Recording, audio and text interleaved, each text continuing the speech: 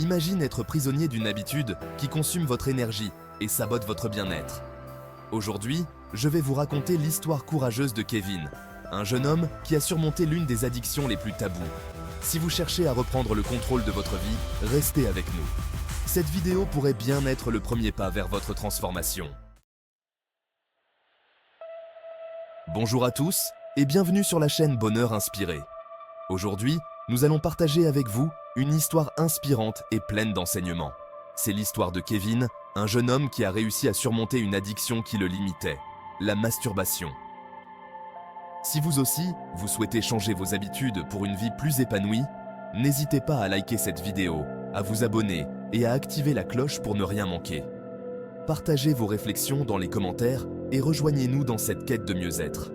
Kevin, comme beaucoup de jeunes de notre époque, vivait au cœur d'une grande ville, entouré par la technologie et les multiples distractions de la vie moderne. Pourtant, derrière cette façade de normalité, il luttait intérieurement contre une habitude qui l'épuisait, mentalement et émotionnellement. La masturbation excessive devenait pour lui une entrave à sa paix intérieure et à son bien-être. Après de nombreuses réflexions, Kevin comprit que cette habitude n'était pas alignée avec ses valeurs et ses objectifs de vie. Il voulait plus de clarté, plus de sens. Un jour, alors qu'il se promenait dans la ville, il tomba par hasard sur un petit jardin zen, isolé du tumulte urbain. Attiré par cet espace de tranquillité, il décida d'y entrer. Dans ce jardin, il rencontra Maître Kim, un homme âgé, assis paisiblement sous un cerisier en fleurs. Intrigué par la sérénité du maître, Kevin s'approcha et lui confia ses tourments. « Maître, je suis prisonnier d'une habitude qui me ronge et m'éloigne de moi-même. J'aimerais m'en défaire, mais je ne sais pas par où commencer. Que puis-je faire ?»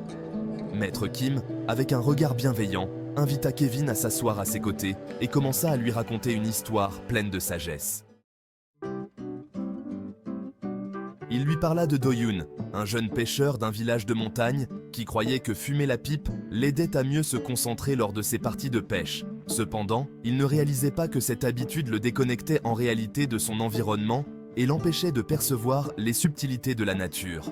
Un jour, un pêcheur plus expérimenté arriva et lui fit comprendre que la véritable maîtrise ne vient pas des habitudes extérieures, mais de la connexion intérieure avec soi-même et son environnement. En abandonnant cette habitude, Do-Yoon découvrit un nouveau niveau de concentration et d'habileté. Kevin écouta cette histoire avec attention, réalisant que, tout comme Do-Yoon avec sa pipe, sa propre habitude le détournait de son potentiel. En suivant les conseils du maître Kim, il décida de reprendre le contrôle de sa vie en détournant son énergie vers des activités plus positives et épanouissantes. Il commença à méditer, à se consacrer à des hobbies et à passer du temps avec des personnes qui l'inspiraient. Peu à peu, Kevin remarqua un changement en lui. L'habitude qui autrefois le dominait s'estompa, laissant place à un sentiment de paix et de clarté intérieure. Sous le même cerisier, qui avait été témoin de tant de réflexions, il remercia humblement Maître Kim pour ses conseils. Mais Maître Kim lui rappela que la véritable transformation ne dépend que de nous-mêmes.